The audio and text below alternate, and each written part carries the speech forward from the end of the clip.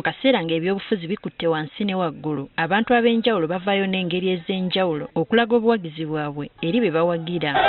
Kati nga bannakibiina ki National Unity Platform NUP beetegekera okwerekera omukulembeze waabwe Robert Kyagulanyi Ssentamu okusunsula olunaku olw'enkya, waliwo abavuddeyo okwewaayo okulaba nga bakola ku nsonga y'obujjanjabi eri bannakibiina bonna abanaafuna obuzibu olunaku lw'enkya. Kibayita Class B nga bwe mugirabye erimu buli kirungi kyonna mu bufunze ye Fly Dubai ey'oku ttaka.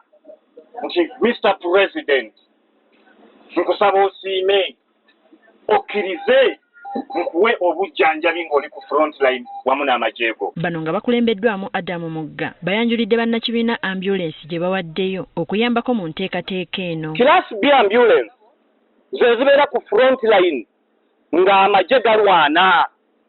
Ow'amagye kimukakatako okumuleeta n'ayingira mu Class B ne bamujjanjaba n'addamu n'akwata ki emmundu ye. Hedduka speed 220 erimu buli kirungi kyonna.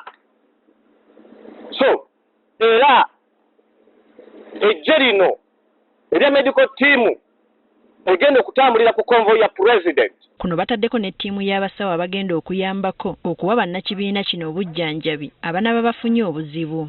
Twagala tulumbe nga bano abantu abalumba bali sure nti ne bwe manfunye obuvune buwonerawo. Okusinziira ku Mugga Adam, olw'embeera y'okusika omuguwa mu biseera by'akalulu naddala mu bitongole by'ebyokwerinda, abantu bangi bafuna obuvune oluusi nga beetaaga obujjanjabi obw'amangu obutatera kubeerawo nga bo kye kibaleese okulaba ng'embeera eno naye etereezebwa. Abaana bangi nnyo mubajjukira babatomereranga mu makubo, naye tetwalanga na medical team ekwasaganya first aid ku support. Ono atubuulidde biki ebiteekeddwa mu ambulance eno kyokka n'ategeeza nga bwe wakyaliwo obwetaavu bw'okudduukirira embeera eno.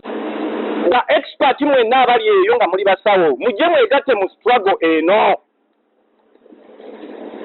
nti omulwadde waffe wonna w'anaabeera tunaamujjanjabanga. Bino we bijjidde nga bannakibiina ki NUP mu bitundu eby'enjawulo bakyagenda mu maaso n'okwetegekera olunaku olw'enkya nga bawandiisa omukulembeze waabwe okuvuganya ku bwa pulezidenti bw'eggwanga lino. Teddy Nakaliga, Agafeeyo ku Spark TV. Ebyo nno byonna